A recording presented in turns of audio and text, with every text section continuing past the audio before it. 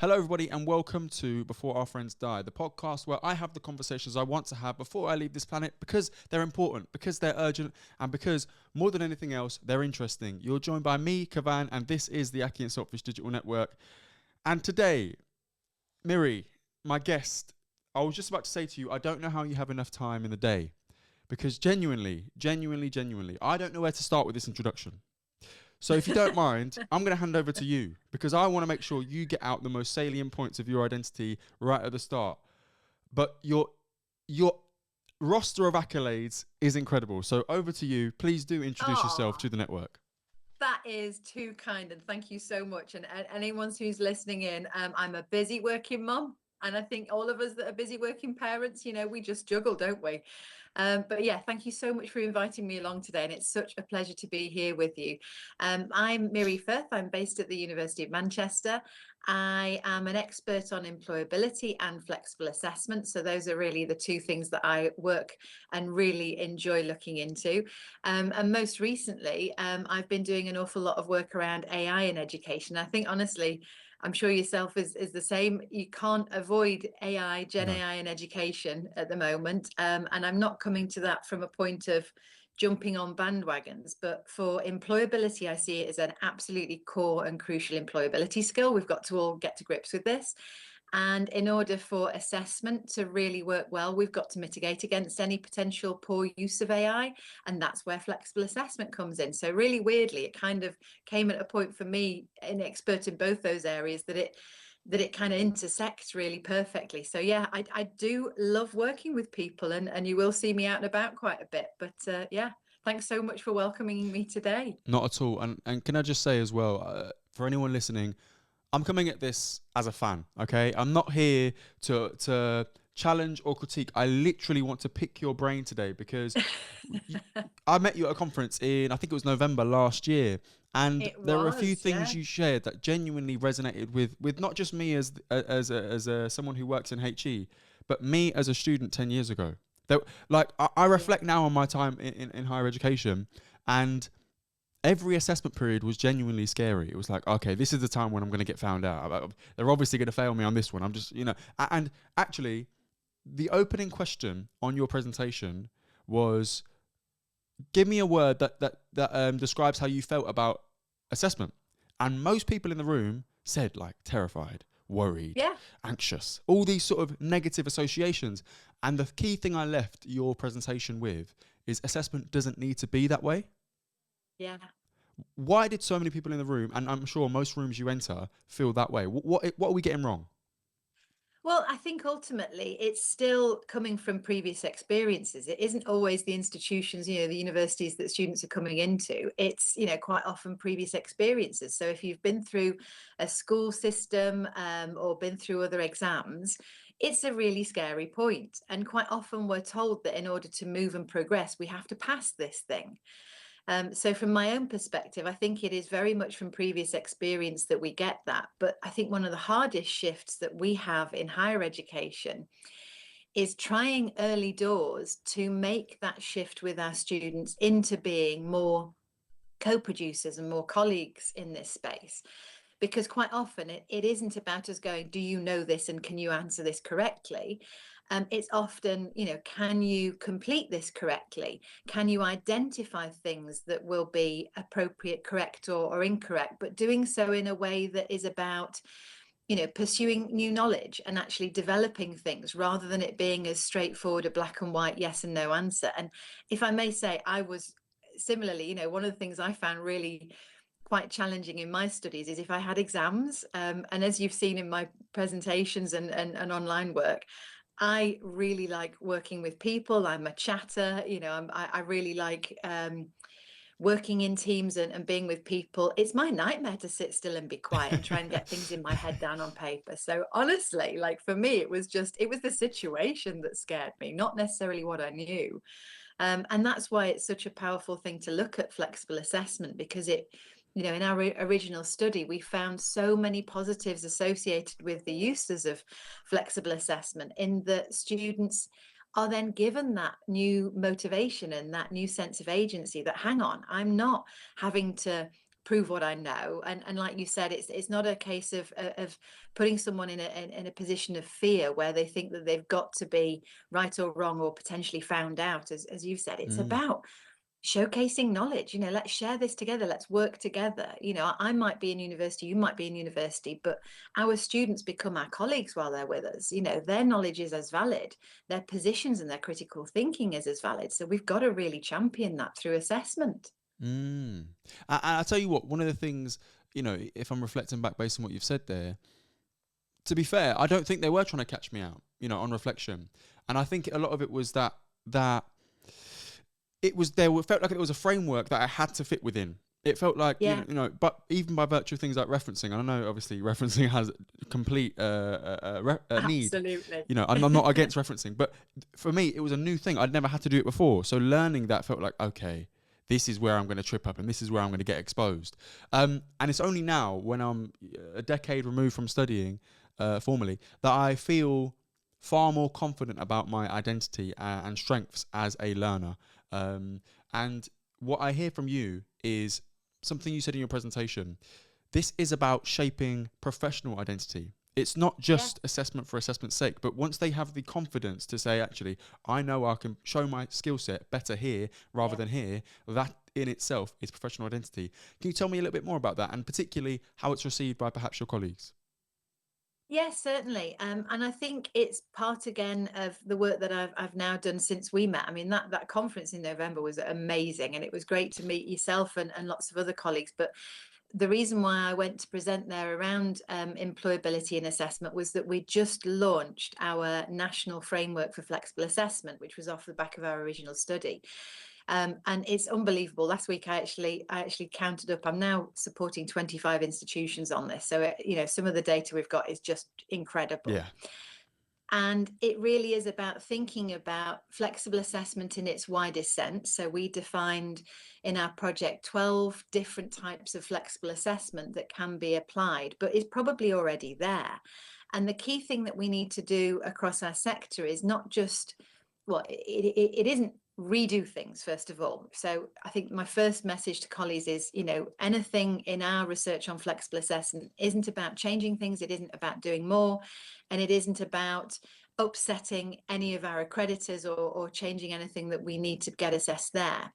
What it is about showcasing your flexibility in your assessment, which is probably already there, and it certainly is from the work I've been doing across the sector. And once you have then opened up that discussion with those learners, it enables them to start or continuing developing their professional identity by realizing, okay, this isn't just a point where I'm going to be right or wrong. This isn't a point where there is power imbalances where I'm being judged. This is actually about me as a professional. I've chosen to study this particular area. I've chosen it perhaps for a vocational reason or perhaps out of curiosity. And it's about developing through assessment, myself as a person, but my professional identity as well, because it's how we're communicating our knowledge ultimately, isn't it? And that also showcases our application, our perception, our history on knowing about these things. It communicates a huge amount.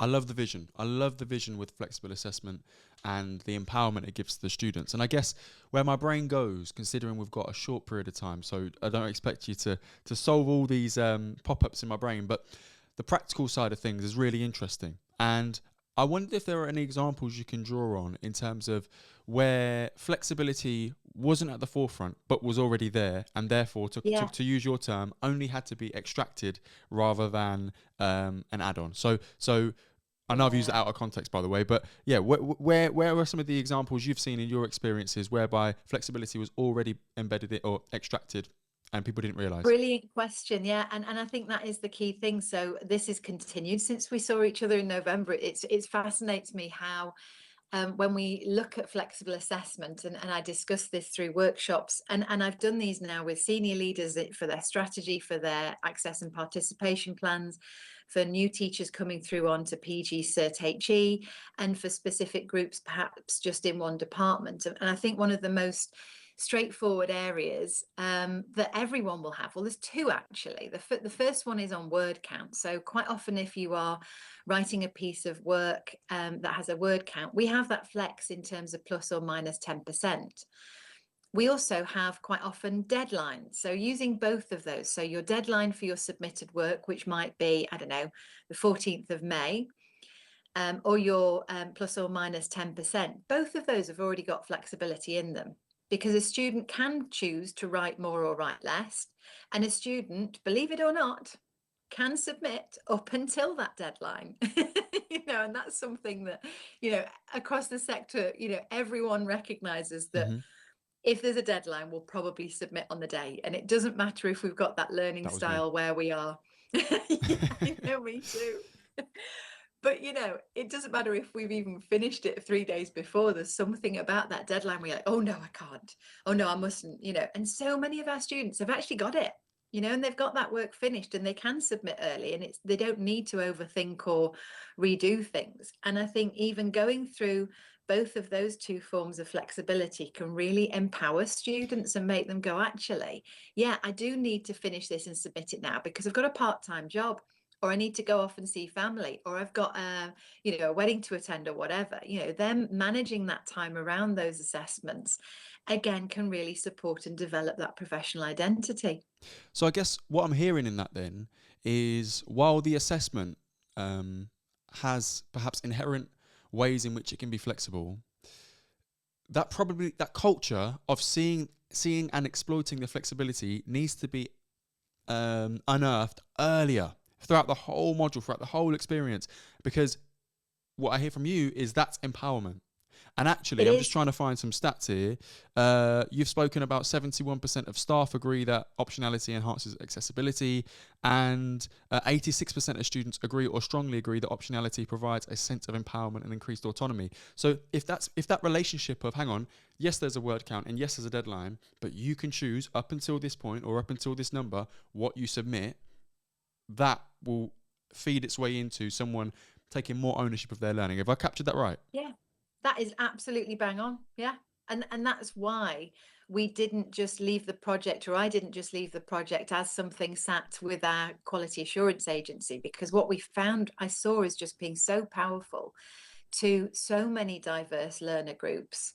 In lots of different settings and contexts. And that's why I'm delighted to support more institutions on that, because our sector is in such great fluctuation at the moment. And if there's one way that we can really support our learners and add even more value to their time with us and studies, I think it is through showcasing flexible assessment and through empowering their learning, and through going, talking through with them, you don't have to submit on that date, and you don't have to go up to that total word count. Why are you doing this? Is it something that will really benefit you in the long run? And is it something that really pushes your own learning further? Because and yourself, I mean, I graduated a little bit longer than 10 years ago, shall I say. But the one thing that always strikes me is that, our students have got these amazing summers off as well.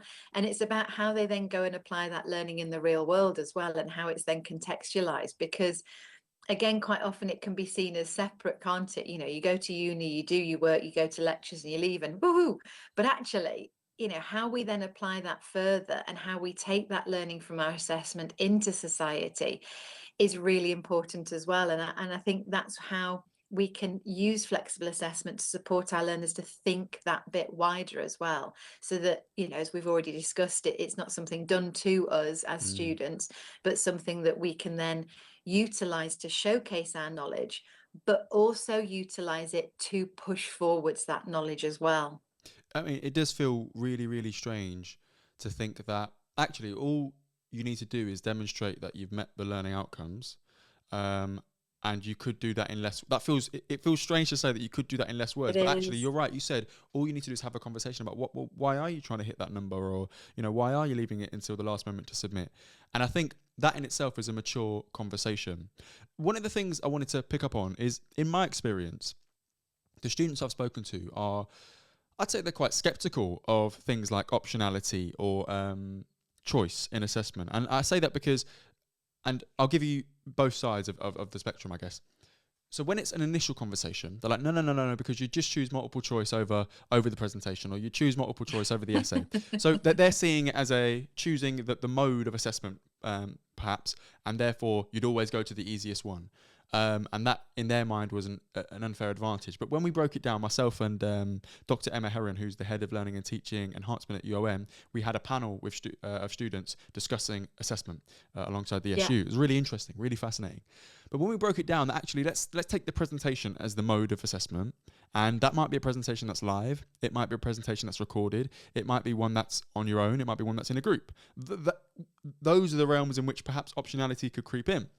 Then they were far more open, and I could see your theory play out in real time, because they were thinking, oh, hang on, if I could perhaps choose what group to be in, I know that my strength is this and their strength is that, so I might choose the group. But equally, I also know that perhaps my performance in front of an audience isn't as strong as I'd like it to be, so I could record it in advance and submit it that way.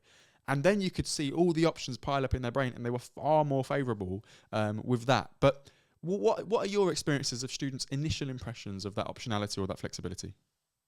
That's great. I mean, firstly, I'm just delighted to hear that that's flown and landed great, and I just love to hear of those examples. And I think that's just to remark on that, that's been one of the most joyful parts of supporting this research across the sector. And I think that's another thing to say. Lots of people were already doing this, and this was already in place. And lots of colleagues had already either had this as part of a strategy or part of a policy.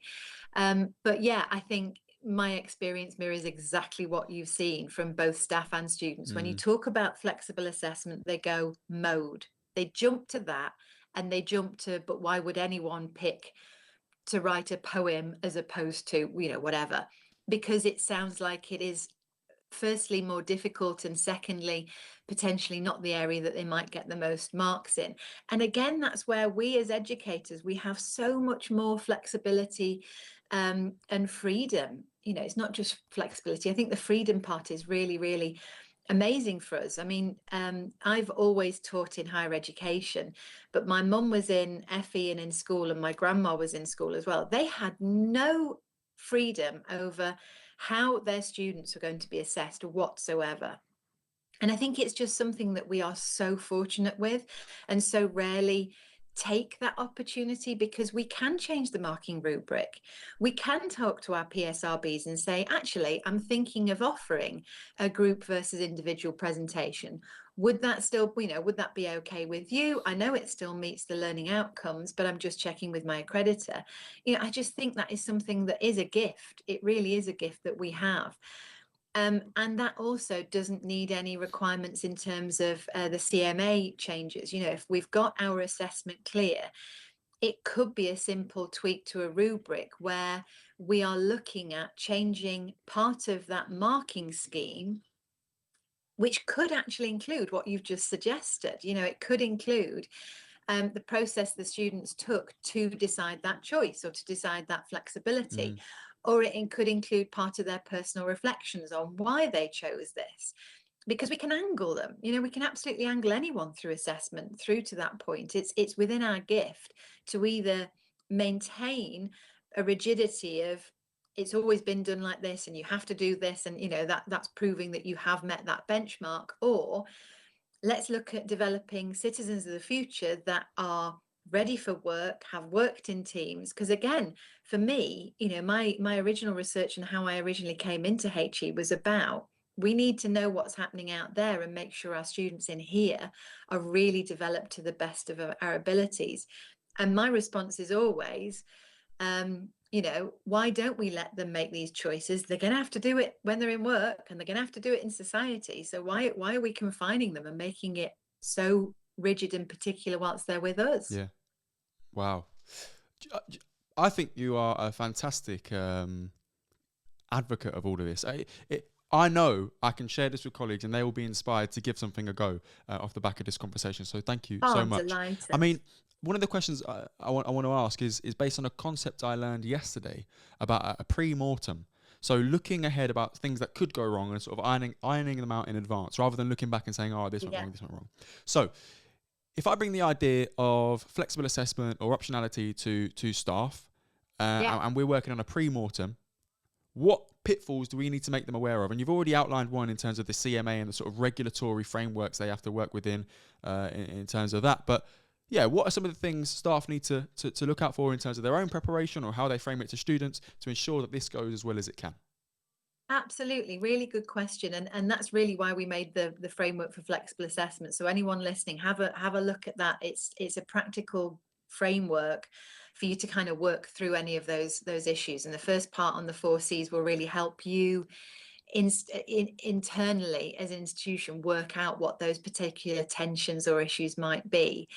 But there are quite a few things, like you've said, or we've already discussed. We need to make sure that it works within the CMA requirements. Our professional and statutory regulatory bodies, they all support this, by the way. We discussed it with them in our original study.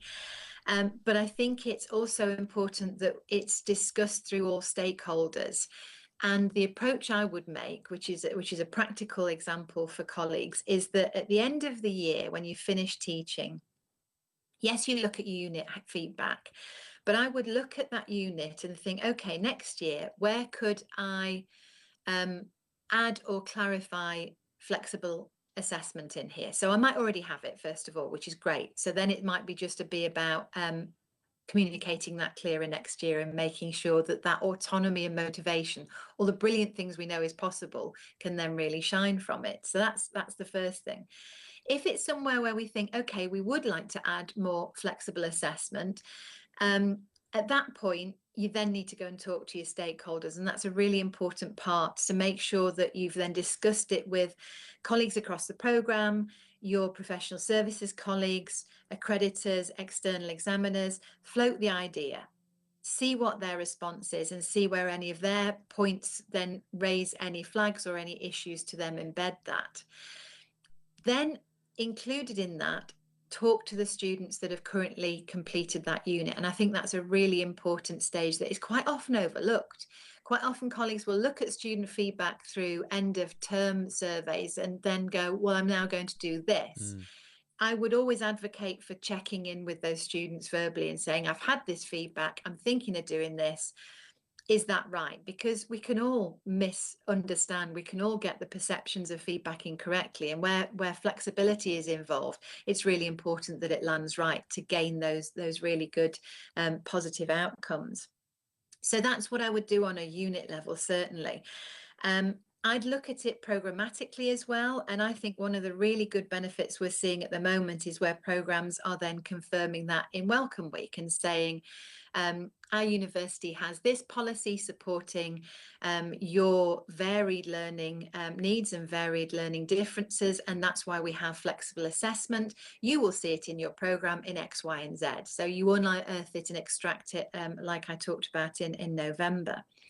And then strategically, the universities that have done this in wider policy, I would then look about having champions and think about how they can then champion flexible assessment on programs and in disciplines. But it's always context specific and context dependent, and that's really not a cop-out answer, but it's why I'm working individually with a number of institutions, because if we'd have just launched the project, if we'd just done the framework and leave it sat there, A, it wouldn't fly as well as it could do, and B, it wouldn't have those nuances considered, where I've got the expertise to know all of the background to the research, all the background to the framework, and go, well, hang on, actually this can mean that. And that's why I think colleagues are really jumping on this and doing some incredible things. And I'm genuinely just really, really fortunate to be able to do this. I absolutely love my job. I couldn't do anything else. I just think it's just such a fantastic thing to do. That shines through on everywhere I see you. That definitely stands out to me. Look, I'd be really surprised if you were the advocate of flexible assessment and then told me it could only be done in one way. So I'm not surprised that there are, there's nuances and there's individual context to consider in all of that. Look, my final two questions. I know you've got to leave soon. The first one is, what are you curious about right now in AI? In a couple bullet points, what's really got your attention today about AI? Because I've got a free weekend and I want to do some learning. So yeah.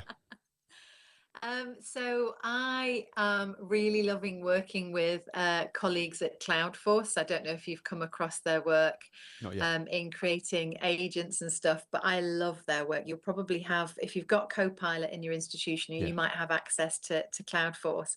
And I love the idea of it's not quite coding, it's instructing, prompting your version of AI to then answer in certain ways. And I just find that really fascinating. And I think we're going to end up having more entertainment and comedy sets where you've actually coded your AI to respond in certain ways, and things like that. I just think it's fascinating, and the work that Cloudforce is doing is really incredible in that front. So I'd look to do that because I just find it really interesting and fascinating. That is, I'll tell you what, the light bulb you've lit in my brain there has been, I look at AI through a utilitarian lens. What productivity can it do for me? But you've mentioned comedy and entertainment there. So I'm going to look at that this weekend and see what I can learn about that development in AI. And my final question is, one thing I absolutely love about your LinkedIn is every week you're either acquiring a new award or you've developed a new title. And I just want to know, this weekend, what's your award or what's your new title? Who is Dr. Miri Firth this weekend? This weekend, wow. Well, I am going to an awards due next Tuesday. My students have nominated me, and I cannot I wait. love And I'm that. going to tell you about that because it honestly means the world to me. Not just that my students go on to brilliant things, which is the absolute main central, focal point for me. It's the fact that they're recognizing that they're getting outstanding student experience. It's not just me, it's a room full of people that are just doing wicked stuff that I get to learn from. But next week and this weekend that's leading into it, I'm really excited because I'm going to be, did I tell you this, that I theme my weekly work outfits as well? Have I No, told you this? tell me more. So this week it's Monet, so I'm in lots of watercolors. But for next week, because I've got this awards due happening, I'm going to go for a bit of punky sport, bright colors. So I've bought a load of Adidas vintage clothes, and this weekend I'm going to be sewing stuff for my awards night on Tuesday, and I'm going to come in like this really vibrant Adidas top and skirt and stuff, and I'm sewing it all together. That is so Manchester. That is so It Manchester. is, isn't it? Like that. Yeah. Do you know what? It's completely on brand. And I'm so glad we had this conversation on a Friday because you've lifted me for the weekend. Dr. Miri Firth, I'll put your details in the description so people can follow your LinkedIn as they choose. It genuinely is one of the most value-packed LinkedIns I've found in higher education. So thank you for all you do for the sector. Your generosity Oh, does thank not go you. unnoticed. Have a great weekend. This has been Before Our Friends Die. You've been joined by me, Kavan, and this, of course, is the akhi&saltfish Digital Network. If you've got any comments or questions, please do email me, akhi&saltfish@gmail.com, and I'd love to get back to you. Take care and goodbye.